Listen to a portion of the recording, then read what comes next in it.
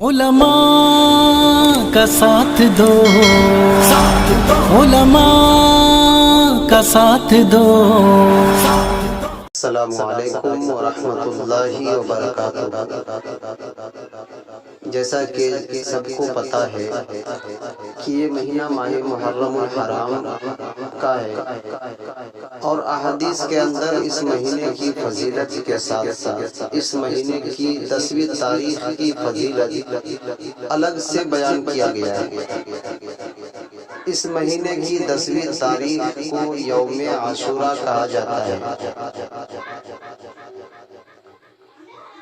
آئیے آج میں آپ کے سامنے یوم عاشوراء کے حوالے سے چند احادیث پیش کرنا چاہتا ہوں۔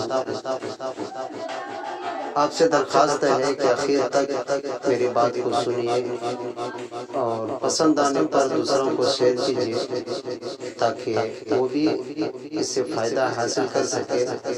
اور اس چینل کو اگر آپ نے سبسکرائب نہیں کیا ہے تو برائے مہربانی چینل کو سبسکرائب کر دیں تاکہ اسی طرح کی جانکاری میں آپ تک پہنچا سکوں اور آپ گھر بیٹھے ان ساری باتوں سے فائدہ حاصل کر سکیں۔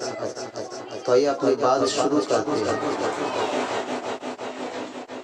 حضرت ابن عباس رضی اللہ تعالی عنہ فرماتے ہیں کہ میں نے نبی کریم صلی اللہ علیہ وسلم کو کسی فضیلت والے دن کے روزہ کا اہتمام بہت زیادہ کرتے نہیں دیکھا سوائے اس دن یعنی یوم عاشوراء کے، اور سوائے اس ماہ یعنی ماہ رمضان المبارک کے۔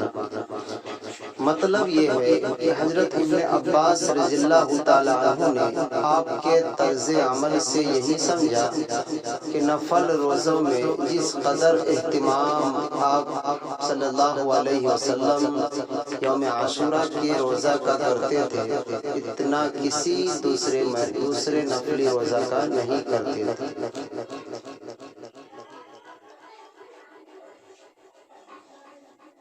دوسری حدیث بھی حضرت ابن عباس رضی اللہ تعالیٰ عنہ سے ہی مروی ہے۔